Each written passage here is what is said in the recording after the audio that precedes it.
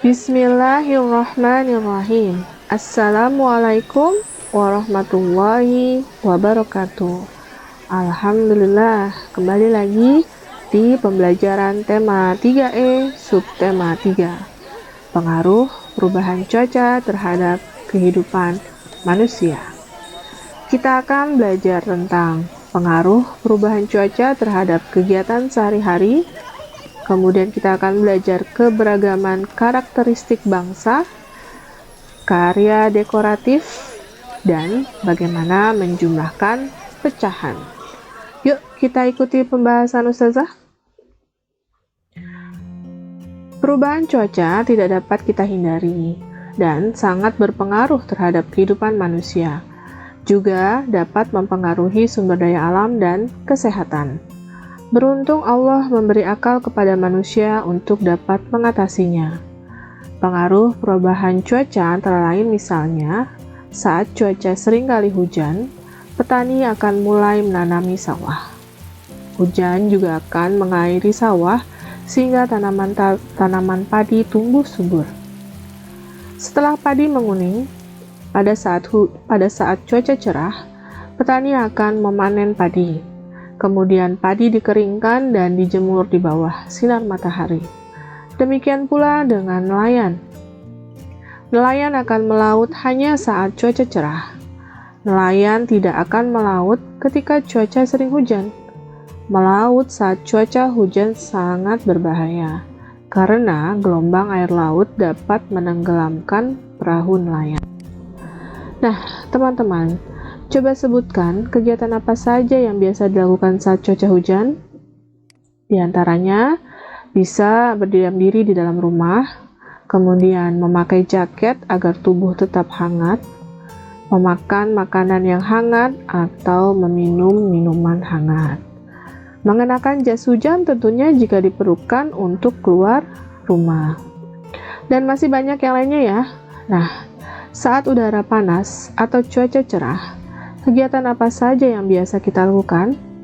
Ya, bisa kegiatan memancing, menjemur pakaian, berwisata ke pantai mungkin, memakai kaos, bermain di luar, tidur siang, bersepeda, makan es krim, minum air putih yang banyak untuk mengganti cairan tubuh yang hilang, dan lain sebagainya. Tentu teman-teman bisa menyebutkan ya.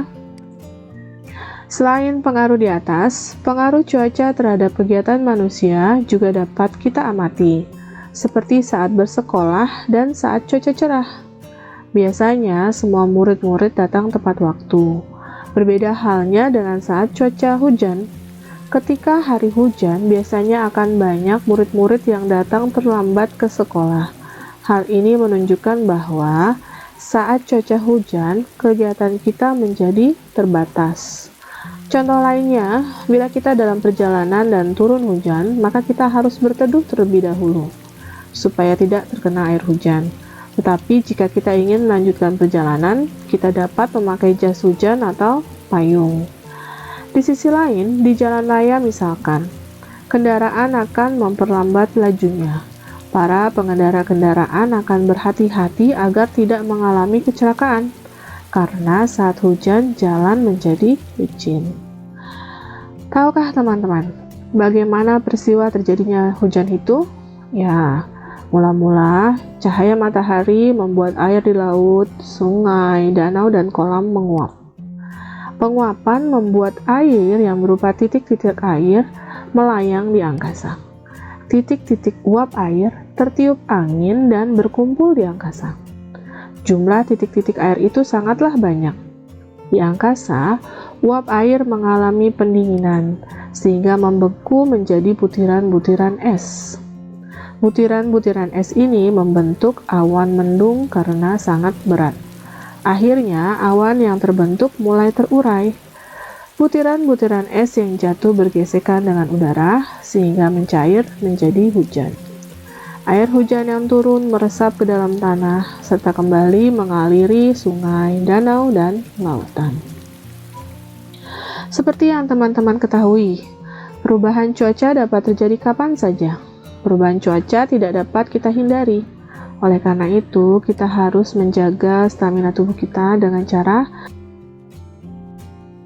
makan makanan bernutrisi tinggi, rajin berolahraga, cukup beristirahat, serta minum suplemen vitamin bila diperlukan. Di samping itu, berdiam dirilah di dalam rumah bila cuaca tidak bersahabat. Suhu udara yang panas atau hujan tidak baik bagi kesehatan. Janganlah beraktivitas atau bermain di luar rumah.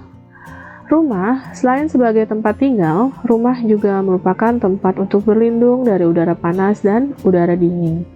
Tempat berlindung yang aman dan terlindung dari hal-hal yang buruk. Manusia membangun rumah yang sesuai dengan kebutuhan mereka. Indonesia yang masyarakatnya terdiri dari beragam suku bangsa tentu saja memiliki beragam rumah adat. Bentuknya yang berbeda menandakan keragaman budaya dari seluruh suku bangsa yang ada. Ada rumah kebaya. Rumah kebaya merupakan rumah adat suku Betawi. Dan salah satu lagu daerah dari suku Betawi adalah Kicir-Kicir. Kemudian bahasanya adalah bahasa Betawi, serta salah satu tari tradisionalnya adalah tari topeng. Suku Betawi berasal dari daerah DKI Jakarta. Nah, teman-teman, ini merupakan rumah Jolopong. Teman-teman tahu ini rumah adat dari daerah mana ya? Rumah Jolopong merupakan rumah adat suku Sunda. Salah satu lagu daerahnya berjudul Tokecang. Suku Sunda memiliki bahasa Sunda, serta salah satu tariannya adalah tari merak. Suku Sunda berasal dari Jawa Barat. Berikutnya, rumah Krong Bade atau panggilan lainnya yaitu Rumoh Aceh. Rumah Krong Bade merupakan rumah adat suku Aceh. Dan salah satu lagu daerah dari suku Aceh adalah Bungong Jempa. Kemudian bahasanya adalah bahasa Aceh. Serta salah satu tari tradisionalnya adalah tari saman. Suku Aceh berasal dari daerah Nanggro Aceh, Darussalam. Nah, teman-teman, ini merupakan rumah Honai. Teman-teman tahu ini rumah adat dari daerah mana ya? Ya, rumah Honai merupakan rumah adat suku Papua. Salah satu lagu daerahnya berjudul Apuse. Bahasa daerah suku Papua salah satunya bahasa Abinomim, serta salah satu tariannya adalah tari Selamat Datang. Suku Papua berasal dari Papua. Berikutnya, rumah panggung kayu. Rumah panggung kayu merupakan rumah adat suku Bugis. Dan salah satu lagu daerah dari suku Bugis adalah Anging Mamiri. Kemudian bahasanya adalah bahasa Bugis.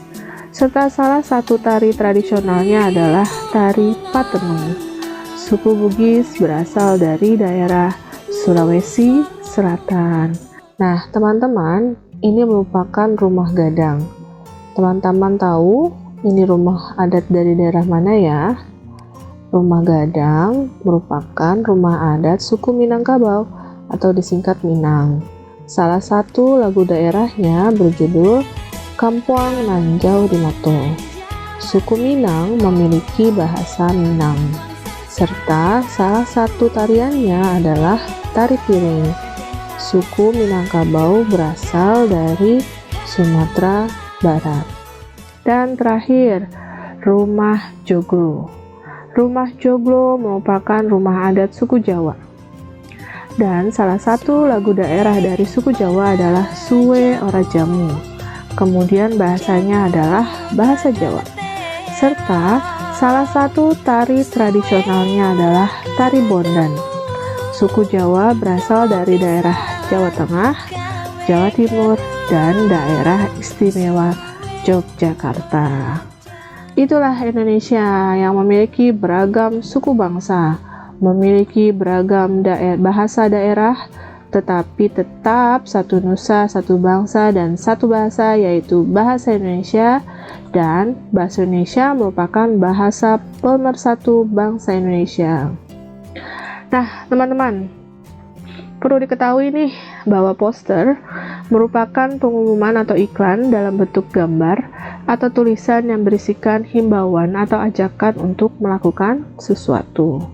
Seperti poster yang satu ini, ayo hemat energi listrik, yang mengajak masyarakat untuk hemat listrik dengan 3 langkah mudah. Hemat energi listrik. Kemudian poster ini, utamakan bahasa Indonesia, pelihara bahasa daerah, kuasai bahasa internasional. Bagian poster yang lain tentang ajakan untuk hemat air. Kemudian ada juga poster himbauan untuk mengkonsumsi ikan yang bergizi tinggi, yang sehat dan enak. Itulah contoh-contoh poster. Selanjutnya, tahukah teman-teman apakah itu imbuhan? Apa itu imbuhan? Ya, imbuhan adalah bunyi yang ditambahkan pada sebuah kata, bisa di awal, di akhir, di tengah, atau gabungan di antara 3 imbuhan itu. Untuk membentuk kata baru yang artinya berhubungan dengan kata yang pertama. Coba perhatikan 4 kata ini: mendiagnosa, menjangkiti, menentu, dan mewabah. Kata mendiagnosa memiliki imbuhan di awal yaitu me, dengan kata dasar diagnosa yang maknanya adalah penentuan jenis penyakit dengan cara memeriksa gejala-gejalanya. Kemudian, kata menjangkiti memiliki imbuhan gabungan di awal dan di akhir, yaitu me dan i, yang kata dasarnya jangkit, yang bermakna menular atau mengenai yang lain berupa penyakit. Kemudian kata menentu memiliki imbuhan di awal yaitu me, kata dasarnya tentu, yang bermakna teratur atau menjadi rapih. Kemudian kata mewabah memiliki imbuhan di awal yaitu me dengan kata dasar wabah, yang bermakna adalah menjadi wabah, merata di mana-mana atau menular. Nah, teman-teman, sekarang yuk kita menggambar motif batik. Pertama, kita siapkan dulu alat dan bahannya, seperti kertas gambar atau kertas HVS, lalu pensil serta penggaris, dan terakhir pensil warna, spidol atau krayon. Kemudian cara membuatnya, kita mulai dengan membuat sebuah persegi seperti ini, dengan bantuan penggaris ya, supaya garisnya lurus seperti ini. Langkah kedua, buatlah 4 garis saling berpotongan seperti pada gambar ini ya. Langkah ketiga, buat lagi 4 pasang garis di bagian dalam, 4 cabang atau lajur yang terbentuk seperti ini. Ada 4 pasang garis sekarang. Lalu, ke langkah keempat, kita tambahkan motif garis putus-putus di sepanjang 8 jalur yang terbentuk tadi, seperti ini. Lalu langkah kelima, tentukan titik tengah pada bidang gambar. Buat motif garis menyerupai mahkota raja seperti ini ya. Pada titik tengah, tambahkan 3 lingkaran dengan lingkaran bagian tengah diwarnai hitam. Kemudian tambahkan garis-garis di sekeliling lingkaran menyerupai sinar seperti ini. Langkah keenam, lakukan hal yang sama pada bagian tepi bagian kiri seperti ini, yang terpotong sebagiannya, lalu tepi bagian kanan, lalu tepi bagian bawah, dan tepi bagian atas. Lalu langkah ketujuh, gambar garis meliuk dan lurus seperti ini, dengan pola yang sama pada keempat bagian percabangan, di sini, dan di sini juga. Kemudian langkah terakhirnya, silahkan teman-teman warnai sesuai dengan warna kesukaan teman-teman. Selamat mencoba ya. Sekarang penjumlahan pecahan. Sebelum melakukan penjumlahan, kita ingat kembali bagaimana membandingkan pecahan pada video sebelumnya. Dalam membandingkan pecahan itu, penyebutnya harus sama terlebih dahulu. Setelah penyebutnya sama, maka kita bandingkan pada pembilangnya saja. Maka 4 lebih besar dari 3. Berarti 4/8 lebih dari 3/8. 8. Nah, begitu juga dengan penjumlahan. Misalkan pecahan ini kita jumlahkan 4/8 ditambah 3/8. Pertama, Ustazah akan menjelaskan penjumlahan pecahan dengan menggunakan gambar pecahan. 4/8 berarti ada 8 bagian seluruhnya. Dapat diumpamakan rumah petak 8. Dan 4 bagiannya atau petaknya diwarnai atau diarsir. Begitu juga dengan 3/8 di sini. Berarti ada 8 bagian seluruhnya atau rumah petak 8.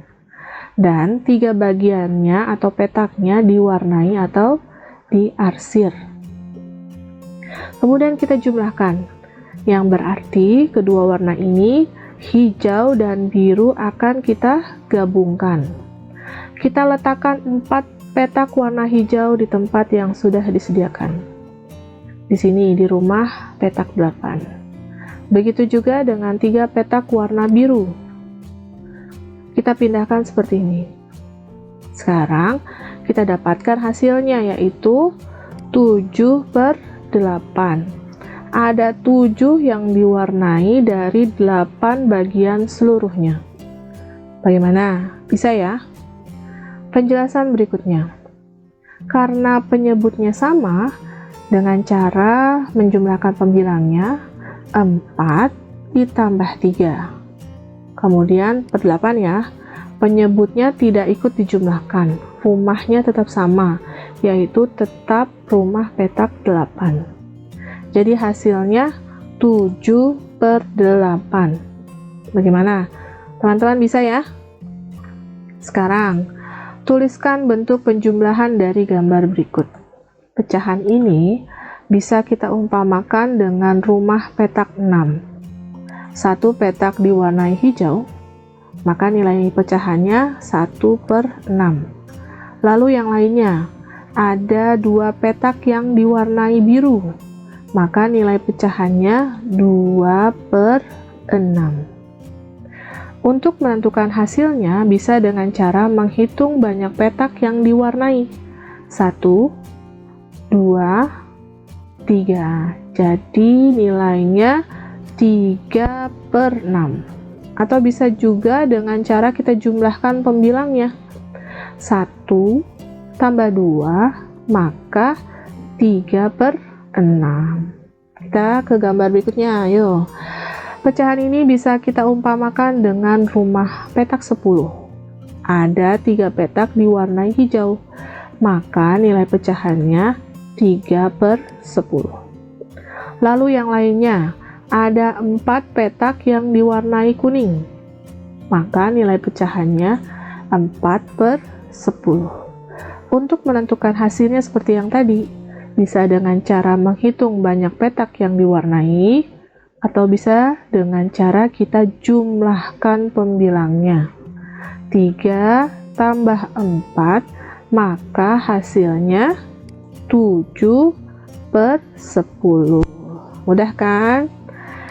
Sekarang kita akan menyelesaikan soal cerita penjumlahan pecahan. Contohnya di sini.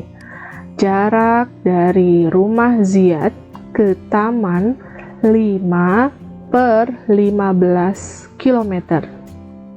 Jarak dari taman ke sekolah 4/15 km.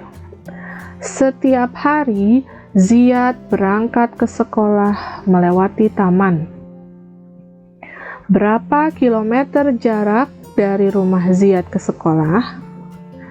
Nah, kita buat gambarannya ya. Ini rumah Ziyad. Kemudian ini tamannya. Kemudian ini sekolahnya. Dari rumah Ziyad ke taman ini jaraknya 5/15 km. Sedangkan dari taman ke sekolah ini jaraknya 4/15 km. Jika ditanya jarak dari rumah ke sekolah berapa? Berarti 5/15 ditambah 4/15. Cara menghitungnya kita tinggal jumlahkan saja pembilangnya. Perlu diingat ya, karena penyebutnya sama.